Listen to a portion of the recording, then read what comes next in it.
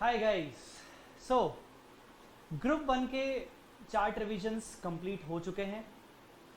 मैंने सारे के सारे ग्रुप 1 के चार्ट रिविजन्स मैंने आपको करवा लिए। सारे के सारे चार्ट रिविजन्स मतलब जो भी मेरी जो चार्ट बुक आती है उसमें जितना भी मैंने कंटेंट ग्रुप 1 के अकाउंट्स के लिए कवर किया हुआ था वो पूरा का पूरा मैं उसके वीडियो लेक्चर्स आपको प्रोवाइड कर चुका हूँ यूट्यूब पर।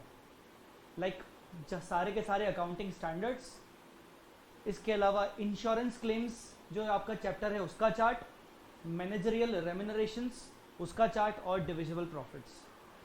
तो टेंटेटिवली मैं ये कह सकता हूँ कि चार्ट रिवीजन ग्रुप 1 के चार्ट रिविजन्स के सहारे हमने तकरीबन 25 मार्क्स 25 मार्क्स के एएस और जो अदर टॉपिक्स में इंश्योरेंस और मैनेजरियल रेम्यूनरेशन और डिविजिबल प्रॉफिट होता है मैं उसको ज़्यादा तो नहीं बट मैं उसको 10 मार्क्स कवर करता हूँ। तो लगभग मैंने आपके 35 मार्क्स को बहुत ही आसान बना दिया। ठीक है, इसके अलावा मैराथन लेक्चर्स ऑलरेडी डले हुए हैं यूट्यूब पे। कुछ टाइम पुराने मैराथन्स हैं बट अकाउंट्स में कोई अमेंडमेंट नहीं होते, बहुत ही ज़बरदस्त मैराथन है, आप उनको देख सकते हो। आज के इस लेक्चर से अब हम क्या करने वाले हैं, अब हम जर्नी स्टार्ट करने वाले हैं चार्ट रिवीजन की फॉर ग्रुप 2 एडवांस अकाउंटिंग। हम ग्रुप 2 एडवांस अकाउंटिंग की जर्नी स्टार्ट कर रहे हैं आज के चार्ट रिवीजन से, आज के लेक्चर से। आपको एक एक लेक्चर करके सारे टॉपिक कवर हो जाएंगे, सारे अकाउंटिंग स्टैंडर्ड्स कवर हो जाएंगे। उसके अलावा कंसोलिडेशन का चार्ट रिवीजन कवर होगा, अमेलगमेशन का चार्ट रिवीजन कवर होगा और ईसॉप का भी चार्ट रिवीजन कवर होगा। सीक्वेंस क्या रहेगा उसके बारे में आप मैं अभी आपको बता नहीं सकता, क्योंकि जैसा भी जिस तरीके से मुझे समय रहा मैं अकॉर्डिंगली वैसे आपको लेक्चर्स प्रोवाइड करते जाऊंगा। आज का हमारा पहला लेक्चर है chart revision for intermediate group 2 as well as for IPCC. हमारा है आज का चार्ट रिवीजन इज AS4। आज क्या है, मेरे पास टाइम कम था रिकॉर्डिंग का, तो इसीलिए मैंने सोचा कि मैं ऐसा कोई स्टैंडर्ड लूँ जो कि कम समय लगाएगा। AS4 बहुत ही छोटा सा स्टैंडर्ड है, हाँ, बट अगर AS4 आया अगर एग्जाम में तो उसके लिए आपको लिखना, आपका जो लिखने की जो कलाकारी है वो आपको पता होनी चाहिए। आंसर को लिखने का तरीका AS4 में, AS5 में, AS29 में, ये 3 अकाउंटिंग स्टैंडर्ड ऐसे हैं जहां पर आपका आंसर लिखने का तरीका प्रॉपर होना चाहिए।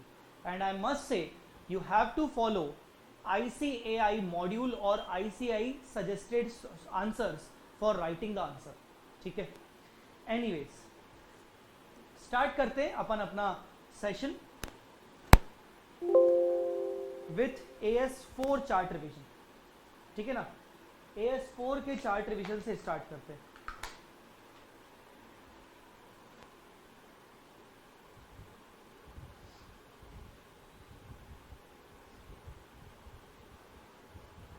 AS4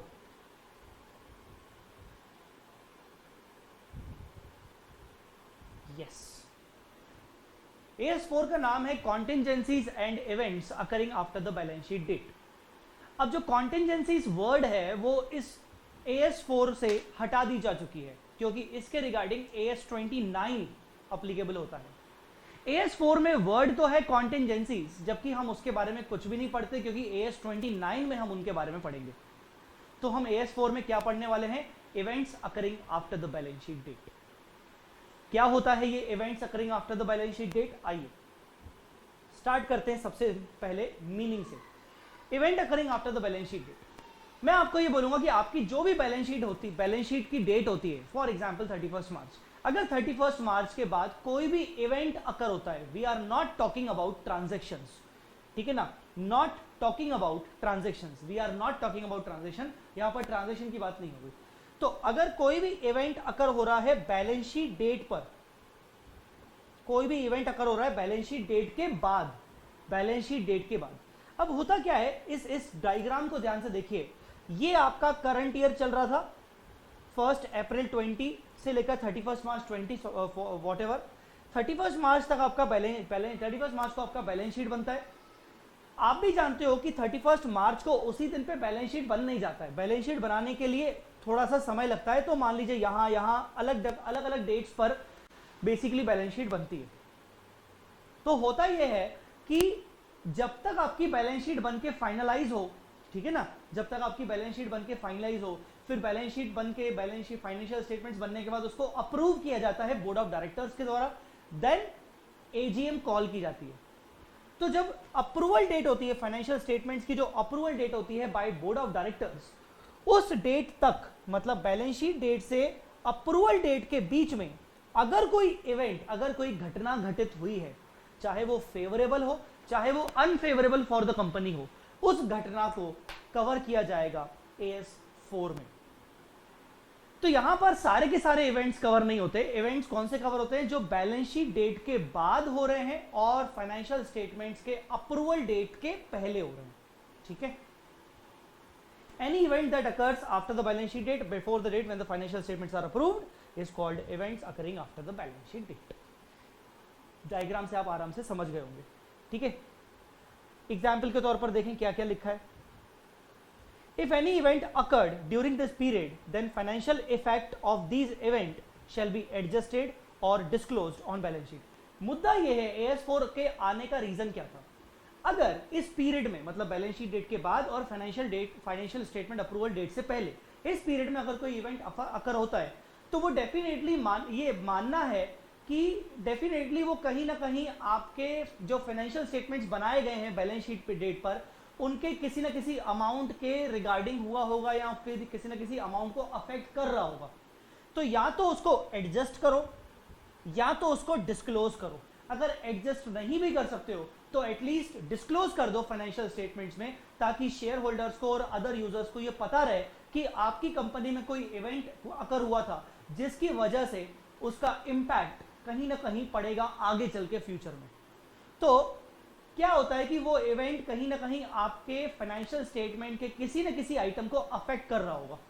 जैसे insolvency of a debtor, debtor insolvent हो गया बैलेंस शीट डेट के बाद, आपको पैसे चाहिए थे, आपकी बैलेंस शीट में डेटर दिख रहा है मिस्टर ए से मुझे लेना है 5 करोड़ रुपए, पर mister A actually balance sheet date के बाद इंसॉल्वेंट हो गया। आपके बैलेंस शीट में दिख रहा है कि उससे मुझे 5 करोड़ लेने थे, पर आपको पता है कि वो तो इंसॉल्वेंट हो चुका है, अब हो सकता है पूरा पैसा रिकवर ना हो पाए। तो कहीं ना कहीं वो आपके डेटर को अफेक्ट कर रहा है। उसका इंसॉल्वेंसी होना मतलब वो आपके असेट को अफेक्ट कर रहा है। Reduction in the value of investment, balance sheet में जो आपके इन्वेस्टमेंट रखे हुए हैं उन इन्वेस्टमेंट्स की वैल्यू आगे चल के डाउन हो गई फाइनेंशियल स्टेटमेंट्स अप्रूवल डेट से पहले। तो कहीं ना कहीं जो बैलेंस शीट में इन्वेस्टमेंट दिख रहे हैं आप उनको बैलेंस शीट डेट वाली डेट पे के हिसाब से तो वैल्यू पे दिखा रहे हो, बट बाद में उसकी वैल्यू गिर गई या वैल्यू बढ़ गई, व्हाटएवर। तो fire occurred in the premise resulting losses, आग लग गई बैलेंस शीट डेट के बाद, आग लग गई बैलेंस शीट डेट के बाद, आग लग गई तो दिक्कत क्या है? दिक्कत यह है कि वो जितने भी एसेट्स थे वो डिस्ट्रॉय हो गए, वो डैमेज हो गए। अब मैं बैलेंस शीट दिखा रहा हूं, आगे चल के सभी लोगों को देखो मेरी बैलेंस शीट कितनी अच्छी है, अच्छी है, उसमें मेरी एसेट्स लायबिलिटीज दिख रही हैं, बट इंटरनली देखा जाए तो कुछ ही दिन पहले आग लगी थी, उससे मेरी ये जितनी भी एसेट आपको बैलेंस शीट में दिख रही हैं वो डैमेज हो चुकी है। तो ये इवेंट यूजर्स को पता होना जरूरी है, ताकि आपकी कंपनी में इन्वेस्ट करने से पहले, आपकी कंपनी के रिगार्डिंग जो भी उनको डिसीजंस लेने हैं, डिसीजंस लेने के पहले उनको रियल फैक्ट्स पता हों। इसीलिए ये AS4 का आना जरूरी था, ठीक है। तो first point, meaning was covered कि event occurring after the balance sheet date क्या होता है। अब ये जितने भी इवेंट्स होते हैं इनको AS4 ने बोला है कि ये इवेंट्स को हम 2 टाइप में क्लासिफाई कर सकते हैं।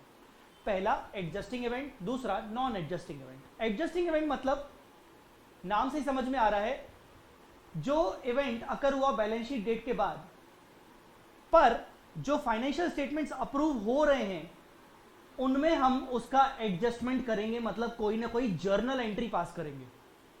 और नॉन एडजस्टिंग इवेंट मतलब हम उनको फाइनेंशियल स्टेटमेंट्स में, जो फाइनेंशियल स्टेटमेंट्स अप्रूव हो रहे हैं उसमें हम कोई एडजस्टमेंट एंट्री, जर्नल एंट्री पास नहीं करेंगे, हम सिर्फ डिस्क्लोजर दे देंगे। अब किसको एडजस्टिंग मानना है, किसको नॉन एडजस्टिंग, इसको समझिए। those events, those that provides evidence of conditions existed on balance sheet date। Balance sheet date पर मतलब देखो, इवेंट अकर हुआ बैलेंस शीट डेट के बाद, यहां पर इवेंट अकर हुआ बैलेंस शीट डेट के बाद, बट इसका होना या ना होना वाली जो कंडीशन है वो एग्जिस्ट पहले से ही कर रही थी। आपको मैं एग्जांपल दे देता हूं। डेटर इंसॉल्वेंट हुआ बैलेंस शीट डेट के बाद, बट बैलेंस शीट डेट पर हमें इतना पता था कि डेटर जो मिस्टर ए है उसकी फाइनेंशियल कंडीशन बहुत खराब चल रही है, there might be some chances कि वो इंसॉल्वेंट हो जाए, बट उस टाइम पे इंसॉल्वेंट हुआ नहीं था, इंसॉल्वेंट होगा बाद में। तो conditions were existing on balance sheet date, insolvency occurred after balance sheet date, that insolvency is an event and this event provides us evidence कि देखो हम बोल रहे थे बैलेंस शीट डेट पर ही कंडीशन बैलेंस शीट डेट पर exist कर रही थी और वो आज हो भी गया। So try to understand that provides evidence, मतलब उस इवेंट का होना या ना होना सिर्फ एक एविडेंस है उस कंडीशन का जो कंडीशन पहले से ही बैलेंस शीट डेट पर एग्जिस्ट कर रही थी। Occurrence of event confirms the condition already existing on balance sheet date. दूसरा, conditions not existing on balance sheet date. Non existing event में बैलेंस शीट डेट पर हमें कुछ पता नहीं था, कोई कंडीशन एग्जिस्ट नहीं कर रही थी, इंटायरली न्यू इवेंट अकर हो गया जिसके बारे में सोचा भी नहीं था। Instead a new condition arise after balance sheet date, एक नई कंडीशन बैलेंस शीट डेट के बाद अराइज हुई, उसके बेसिस पर इवेंट अकर हुआ। मतलब बैलेंस शीट डेट पर हमें कोई अता पता नहीं था, उसको बोलेंगे नॉन एग्जिस्टिंग इवेंट। हमने ऐसा दो बार क्यों, दो अलग अलग क्यों किया? क्योंकि बैलेंस शीट डेट पर अगर कंडीशन एग्जिस्ट कर रही थी तो इसका मतलब बैलेंस शीट डेट की जो भी असेट लायबिलिटी थी वो अफेक्ट हो रही थी बैलेंस शीट डेट पे ही, तो इसीलिए हमें एंट्री करनी चाहिए। ट्रीटमेंट पे आते हैं, ट्रीटमेंट पे आते हैं बच्चों। ट्रीटमेंट क्या है? एडजस्टिंग इवेंट के केस में AS4 कहता है कि आपको एंट्री पास करनी पड़ेगी। जो फाइनेंशियल स्टेटमेंट्स अब आप अप्रूव करने जा रहे हो उन फाइनेंशियल स्टेटमेंट्स में आप जाके एंट्री करो। सर फाइनेंशियल स्टेटमेंट्स अप्रूव तो 31 मार्च के बाद होंगे, तो सर एंट्री कब करेंगे? एंट्री 31 मार्च के दिन की जाएगी ताकि उस बैलेंस शीट में उसका इफेक्ट दिखे। Adjust related assets and liabilities, second effect on P&L। मतलब जैसे आपको लगता है कि आपका डेटर, आपके डेटर्स पर आपको प्रोविजन क्रिएट करना चाहिए तो आप प्रोविजन की एंट्री पास कर लो, ठीक है। तो आपकी असेट डैमेज हो गई तो आपकी असेट की डैमेज की राइट ऑफ कर लो। सर पर आज हम खड़े हैं मान लीजिए 25 जून को और इवेंट हुआ 25 जून को, वो एडजस्टिंग है, हम बैलेंस शीट डेट पे जाके पीछे जाके भूतकाल में पास्ट में जाके एंट्री कैसे करेंगे? अरे आपको पास्ट में नहीं जाना, आपके पास बुक्स ऑफ अकाउंट्स तो रखे हैं ना पास्ट वाले, उसमें आप 31 मार्च में एंट्री डालोगे, ठीक है ना। एंट्री डालना मतलब आप किसी न किसी रिलेटेड असेट जो अफेक्टेड है या किसी न किसी रिलेटेड लायबिलिटी जो अफेक्टेड है उसको एडजस्ट कर रहे हो, उसके ऊपर आप कुछ चेंजेस कर रहे हो बिकॉज ऑफ दैट इवेंट। और उसका दूसरा इफेक्ट, क्योंकि हर एंट्री के दो इफेक्ट होते हैं, डेबिट बराबर क्रेडिट। एक इफेक्ट आपका असेट और लायबिलिटी पे पड़ेगा, दूसरा इफेक्ट आपका डेफिनेटली प्रॉफिट एंड लॉस पे पड़ेगा, या तो इनकम या तो expense. For example, recognise loss और make provision in the books for debtors.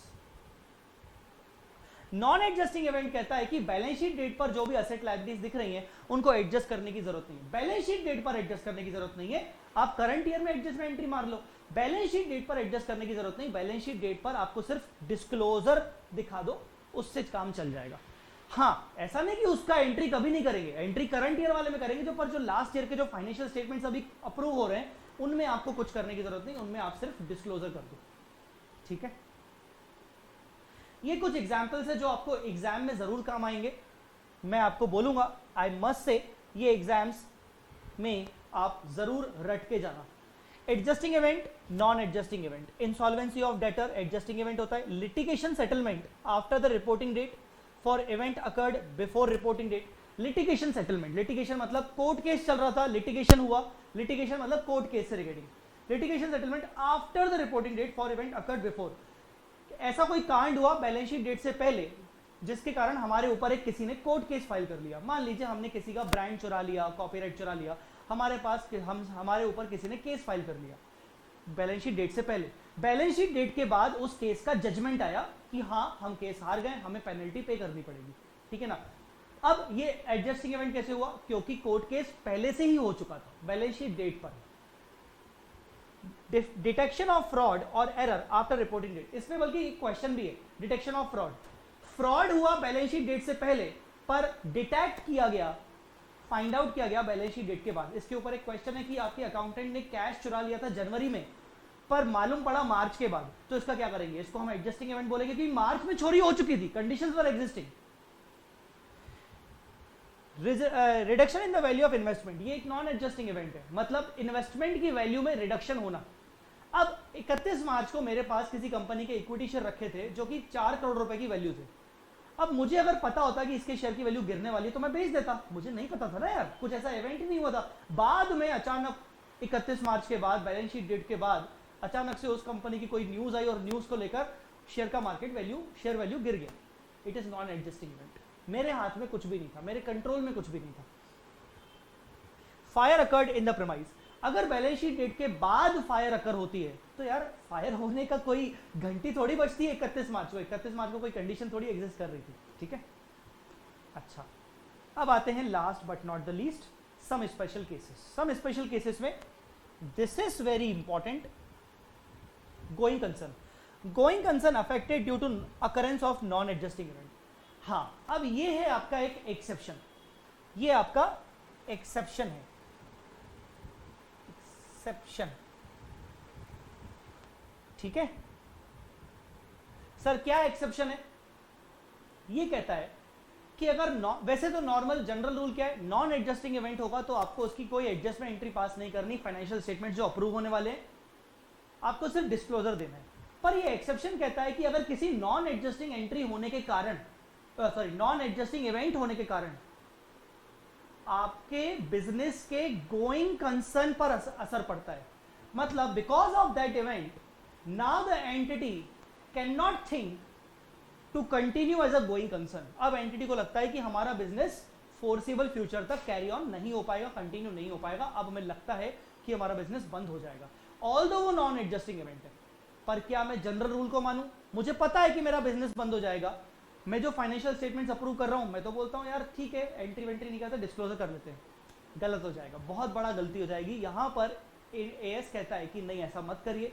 यहां पर यूजर्स को यह पता होना जरूरी है कि अगर आपका गोइंग कंसर्न नहीं है तो सिर्फ डिस्क्लोजर से काम नहीं चलेगा, आपको बल्कि अपने बैलेंस शीट, जो आप अपनी बैलेंस शीट दिखा रहे हो, जो फाइनेंशियल स्टेटमेंट्स अप्रूव करवा रहे हो, उसमें जो असेट्स लायबिलिटीज है इवन उनको चेंज करने का टाइम आ चुका है। उनको हिस्टोरिकल कॉस्ट पे दिखाने की जरूरत नहीं, क्योंकि अब आपका गोइंग कंसर्न अजम्पशन नहीं है, तो आप उनको अब सेटलमेंट वैल्यू, रियलाइजेबल वैल्यू पे दिखाना शुरू करेंगे, ठीक है। तो अब आप अपनी असेट्स लायबिलिटीज को एडजस्ट करिए, भले वो एक नॉन एडजस्टिंग इवेंट है।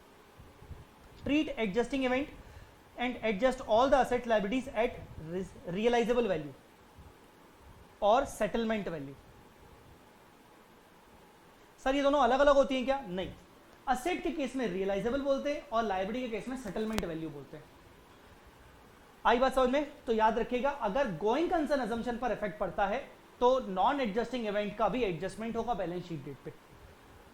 दूसरा, dividend declared after balance sheet date. अब इसका, इस पॉइंट का ज्यादा इंपॉर्टेंस नहीं है, फिर भी बता देता हूं। अगर बैलेंस शीट डेट के बाद डिविडेंड डिक्लेयर हो रहा है तो हम उसको हमेशा नॉन एडजस्टिंग इवेंट मानते हुए कॉन्टिंजेंट लायबिलिटी ट्रीट करेंगे बैलेंस शीट डेट पर।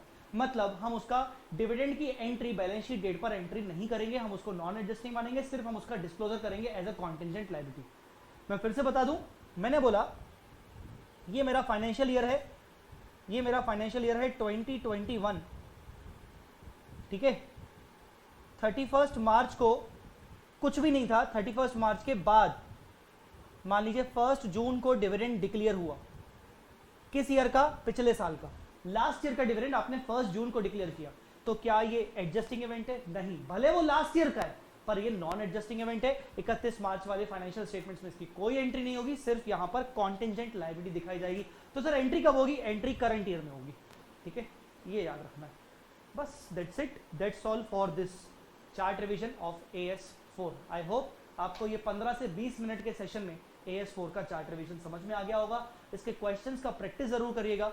अब अगर आप ये एग्जाम टाइम में देख रहे हो तो आप डायरेक्टली क्वेश्चन का प्रैक्टिस करो, आपको कुछ कहीं से पढ़ने की जरूरत नहीं है। Thank you so much guys, अगले सेशन में मिलते हैं। अभी के लिए इतना ही, thank you so much, bye bye, जय माता दी, अल्लाह हाफिज। एक और इंपॉर्टेंट बात कि फीडबैक आपको जरूर देना है। अगर आपको मेरे चार्ट रिवीजन अच्छे लग रहे हैं, बुरे लग रहे हैं, चार्ट बुक अच्छी लग रही है, बुरी लग रही है, चार्ट बुक में क्या और चीजें इनकॉर्पोरेट की जा सकती हैं, चार्ट बुक में आपको क्या चीजें अच्छी लग रही हैं, क्या चीजें बुरी लग रही हैं, आपको जो फीडबैक देना हो आप मुझे जरूर दीजिए, व्हाट्सएप पे दीजिए तो ज्यादा अच्छा है। Thank you so much, bye bye, जय माता दी, अल्लाह।